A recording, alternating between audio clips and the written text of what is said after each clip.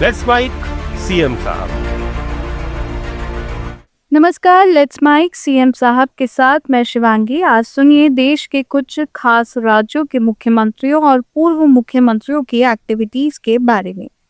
सबसे पहले कर्नाटक के मुख्यमंत्री डीके शिव कुमार ने नीट पेपर लीक और परीक्षा अनियमितताओं के मुद्दे पर केंद्र सरकार को घेरा।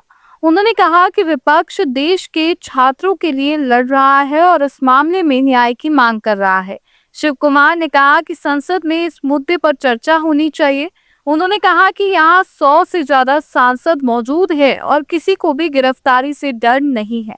उन्होंने साफ कहा कि छात्रों को न्याय मिलने तक यह आंदोलन जारी रहेगा।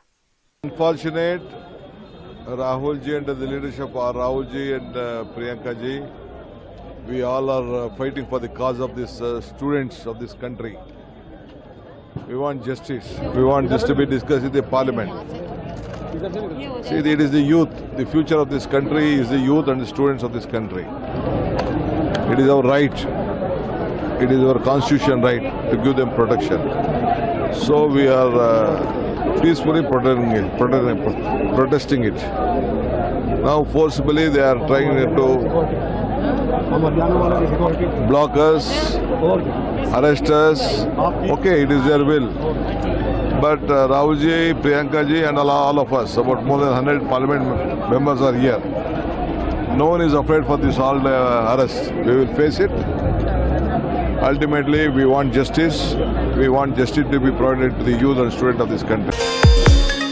उत्तर प्रदेश के मुख्यमंत्री योगी आदित्यनाथ ने बलरामपुर के तुलसीपुर स्थित देवी पाटन मंदिर की गौशाला में गौसेवा की।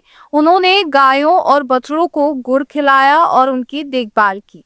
इस दौरान मुख्यमंत्री ने गौशाला की व्यवस्थाओं का भी जायजा लिया।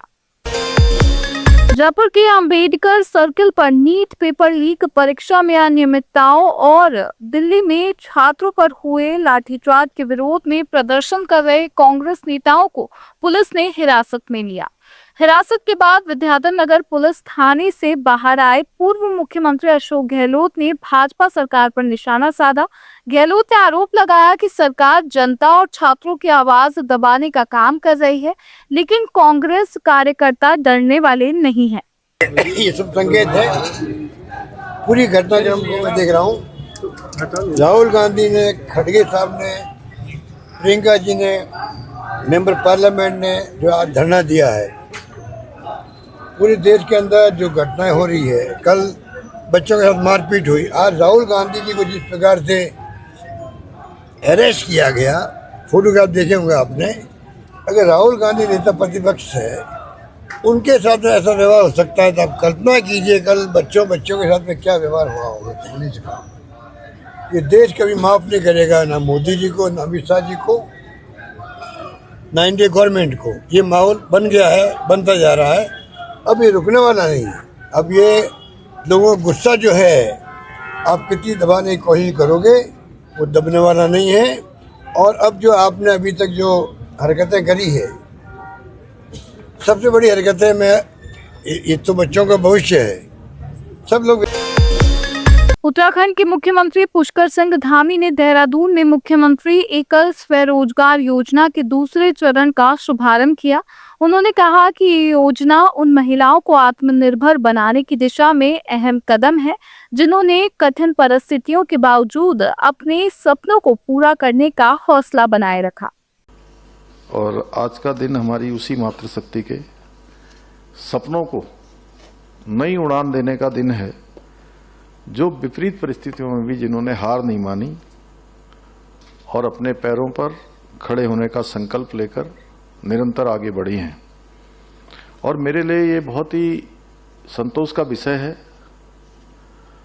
कि आज मुझे मातृशक्ति को समर्पित मुख्यमंत्री एकल महिला स्वरोजगार योजना, इसके द्वितीय चरण का शुभारंभ करने का अवसर यहाँ पर प्राप्त हो रहा है। इस अवसर पर जहां एक और 212 नई लाभार्थी महिलाओं को 15 लाख रुपए से अधिक की सहायता राशि प्रदान की जा रही है, वहीं प्रथम चरण की 276 महिलाओं को द्वितीय किस्त के रूप में 1 करोड़ रुपए से भी अधिक की राशि हस्तांतरित की जा रही है। और मुझे पूरा विश्वास है कि ये योजना हमारी एकल बहनों के जीवन में एक नई आशा की किरण बनकर उनकी खोई हुई मुस्कान लौटाने का काम करेगी, उनके जीवन को फिर से एक नई दिशा देने का काम करेगी, उनकी बहुत सहायता अपने पैरों पर खड़े होने पर करेगी। उत्तर प्रदेश के पूर्व मुख्यमंत्री अखिलेश यादव ने दिल्ली मेट्रो स्टेशनों के बंद होने को लेकर सरकार पर निशाना साधा। उन्होंने नीट पेपर लीक मामले में केंद्रीय शिक्षा मंत्री धर्मेंद्र प्रधान के इस्तीफे की मांग दोहराई। अखिलेश ने कहा कि अगर परीक्षा दोबारा करानी पड़ी तो ये सरकार की ओर से पेपर लीक की स्वीकारोक्ति है। उन्होंने सवाल उठाया कि पेपर लीक मामले में गिरफ्तारियां होने के बावजूद मंत्री का इस्तीफा क्यों नहीं लिया जा रहा। उन्होंने कहा कि सरकार को कम से कम अपनी गलती स्वीकार करनी चाहिए। 16 मेट्रो स्टेशन बंद कर दिए गए हैं छात्रों। ये देखना एक दिन दिल्ली बंद कर देंगे, आपको हमको भी नहीं आने देंगे अगर इस तरह चलता रहा। क्योंकि सुने ना, किसको सुनाएं हम। अगर कहें कि आप भी बताइए परीक्षा दोबारा हुई क्या नहीं हुई। अगर परीक्षा दोबारा हुई इसका मतलब ये है कि सरकार खुद स्वीकार करिए पेपर लीक हुआ। पेपर लीक में लोग पकड़े गए हैं, तो इस्तीफा देने में क्या दबाव है, क्या मजबूरी है, क्या छिपा हुआ राज खुल जाएगा जिसकी वजह से ये सरकार इस्तीफा नहीं करा पा रही। तो सोचो सरकार कितनी कमजोर है कि अपने मंत्री और संगी साथी का इस्तीफा नहीं करा पा रहे। आप इस्तीफा करा लो, दोबारा शपथ करा दे, विपक्ष क्या कर लेगा। अगर मान लीजिए आज इस्तीफा करा लें, 15 दिन बाद फिर शपथ दिला दी किसी दूसरे विभाग की, विपक्ष क्या कर लेगा। लेकिन कम से कम कमी तो स्वीकार करें कि हाँ गलती हुई है।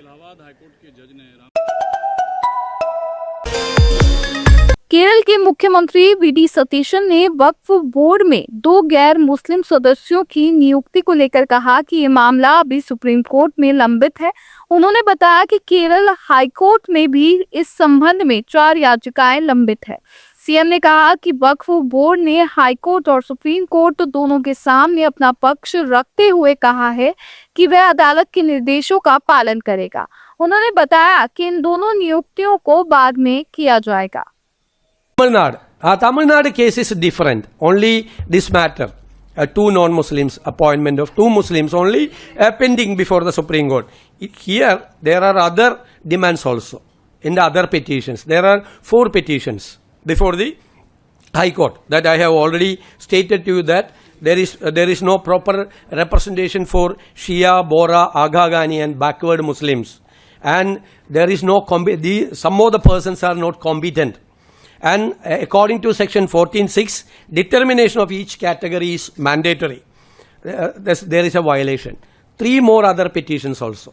4 petitions are pending before the Kerala High Court. Sir, but in the affidavit that you all filed before the High Court, you all said that you all will strictly comply with section 14. Section 14 also includes appointment of non-Muslims. The Waqf Board also has taken a stand before the High Court as well as in the Supreme Court that we will comply with the provisions of the section 14.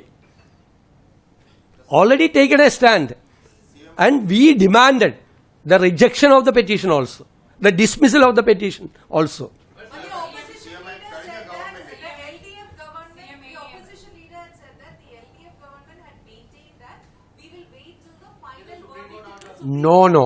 They have not mentioned anywhere.